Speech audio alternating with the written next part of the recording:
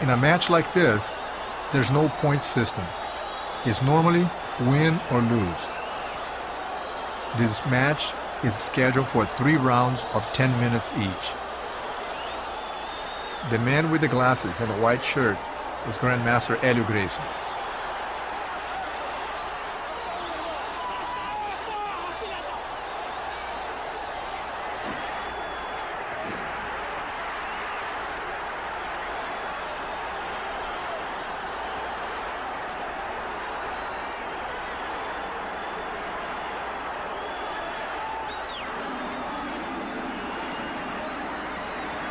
If you have to fight an opponent who is bigger and stronger than you, it is not a good idea to try to exchange punches with him. Our objective is not to give the other fighter the distance he needs to hit. You want to stay too far or too close. A hit from somebody like that is the last thing you want.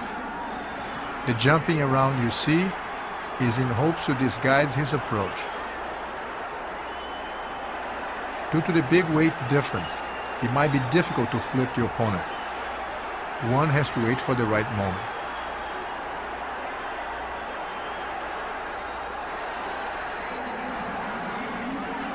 Being on the bottom does not necessarily mean that you're losing the fight, especially when you're fighting a heavier opponent.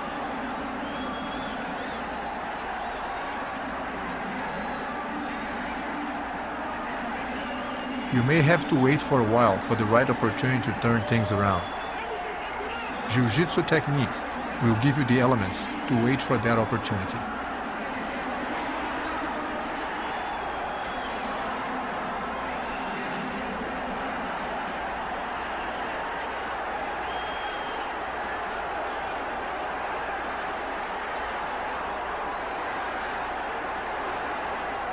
It is smart to keep the opponent very close, so he cannot develop the distance for a powerful hit.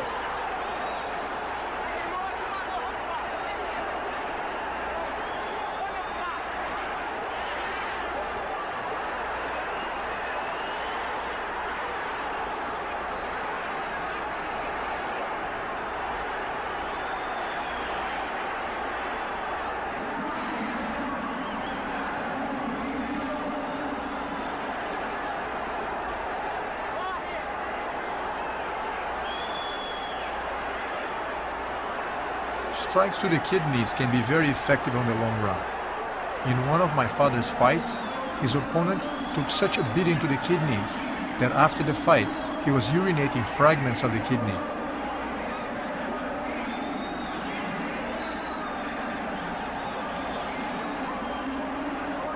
Remember that in reality, it is much more difficult than you realize to use fancy kicks and those supposedly deadly punches, especially when you're dealing with someone as strong as this man. There's a good chance they might not work.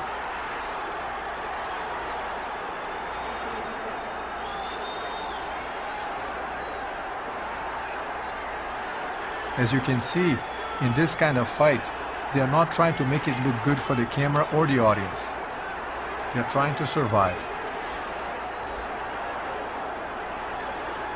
In their first fight, 3 years before, the brawler was sure of victory and fought much more aggressively, but that didn't work. He was defeated with a choke hold in 12 minutes. Now, in this rematch, Rickson's second professional fight, the brawler is a little more apprehensive.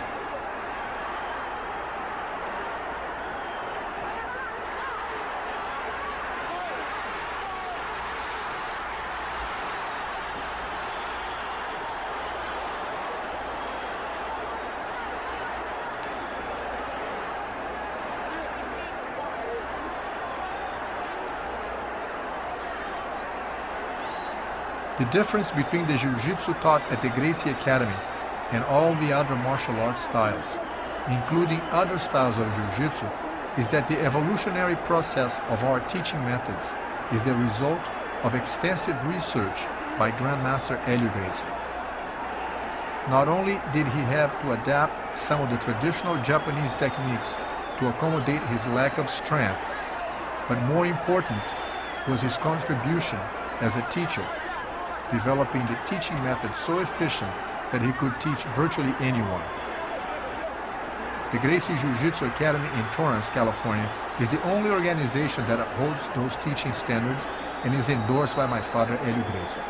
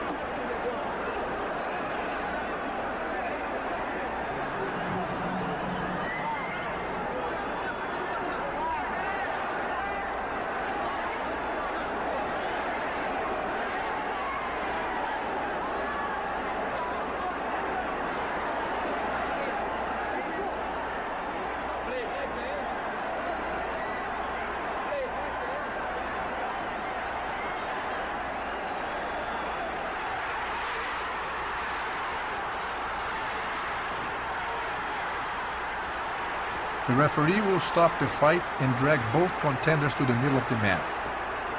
But notice that the brawler is going to sneak in a punch during the break. The referee will call his attention, but since this is not a point system fight, there's nothing he can do about it. He can't disqualify the brawler for that.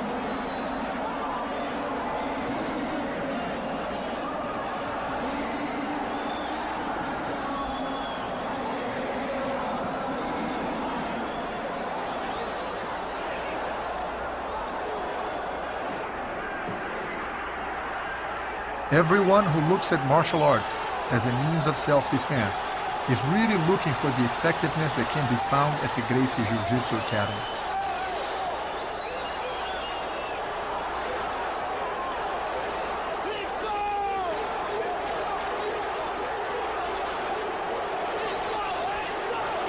The brawler now is trying to apply the same choke as he did on the boxer in the previous fight, but the Gracie brother knows better and avoids that.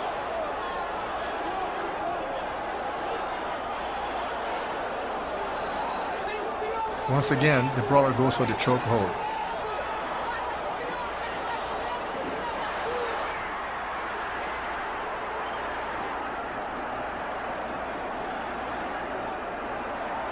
Once again, the Gracie brother prevents him from succeeding.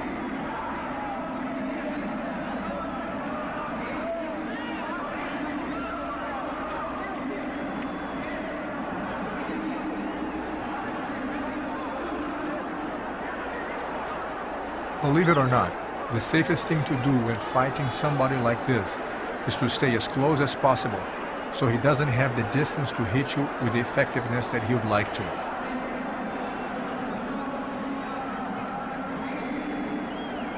Knowing the proper techniques of Jiu-Jitsu gives you the confidence to lunge in.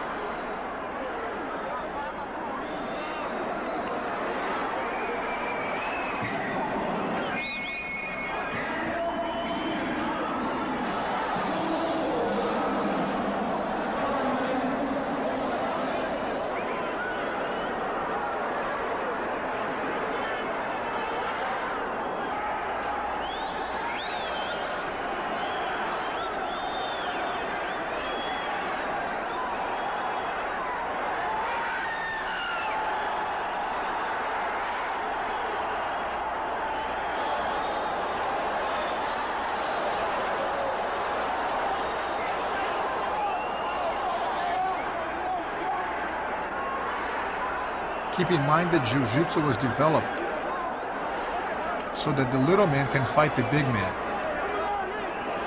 Sometimes when you have a strong opponent like this, simply holding on, it forces you into waiting for the right opportunity so that you can make your move.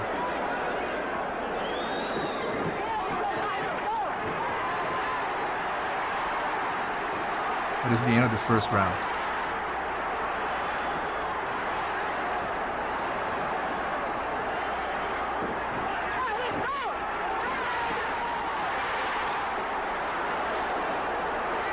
They go back to the action.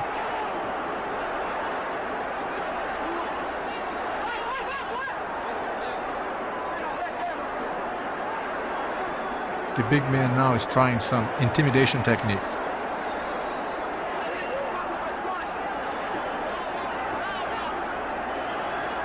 The Gracie brother did not hear the bell ring, and he checks with the referee to see if the round has begun. The big man is tired, and he wouldn't mind waiting a little longer. The Gracie brothers knows that and is going to start pressing the buttons and push the fight to his pace.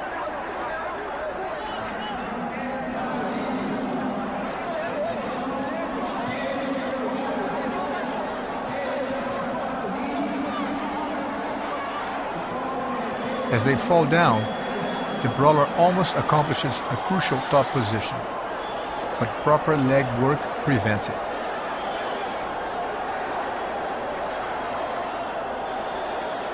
In a fight of this magnitude, there's much more happening than one realizes. Every little movement, no matter how insignificant it might seem, has a place in the overall result. Just like in a chess game, the way you move a little pawn may decide the result of the whole game.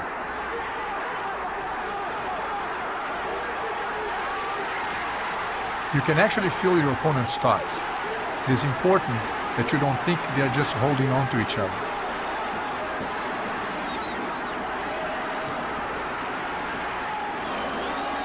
The Jiu-Jitsu man knows that his opponent is tired and is preparing to make his move.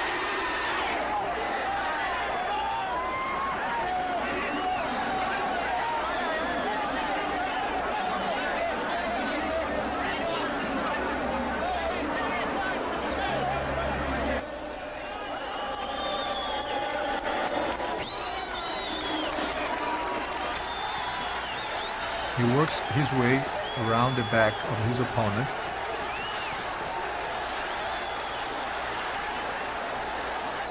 And gradually climbs on his back.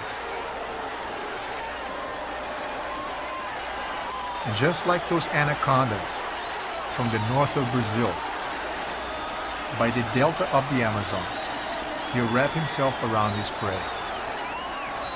The end is near. In his last attempt to escape, the desperate man rolls around.